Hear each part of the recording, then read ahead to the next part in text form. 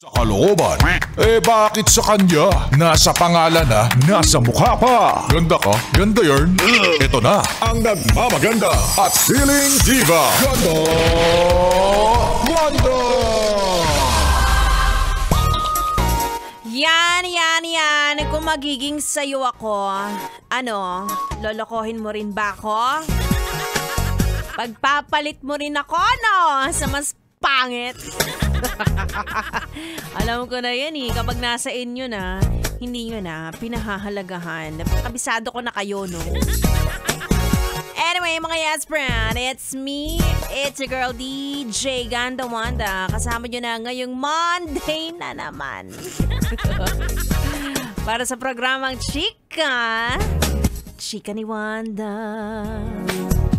Ang chika sa akin, yes friend, ito ha. Totoo ba to? Nang-aangkin ka na naman ng hindi iyo. Hala. Hoy. Nag-aabang ka na naman na maghiwalay ang crush mo at ang jowa niya. Ay, di na bago sa akin to. Marami akong kilalang ganyan. Maghihiwalay talaga yan. Evil eye ka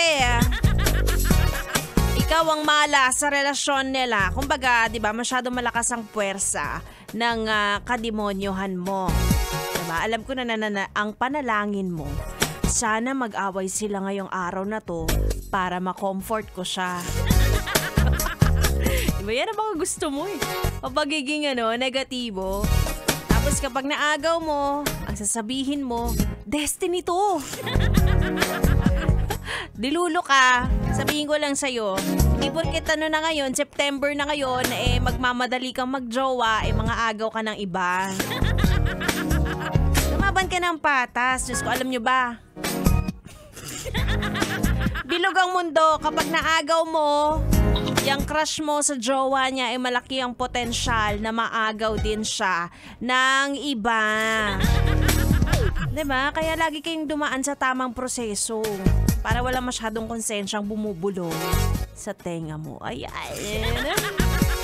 Ako sa inyo, kaya tayo binabaha. Ang hilig nyo kasing manlamang.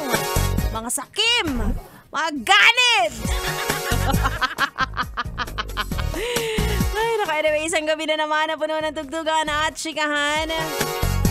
Sumama ka na, yes friend, dahil tandaan ang hindi kasama sa chikahan, siya ang pinag-uusapan. Alam mga backstabber!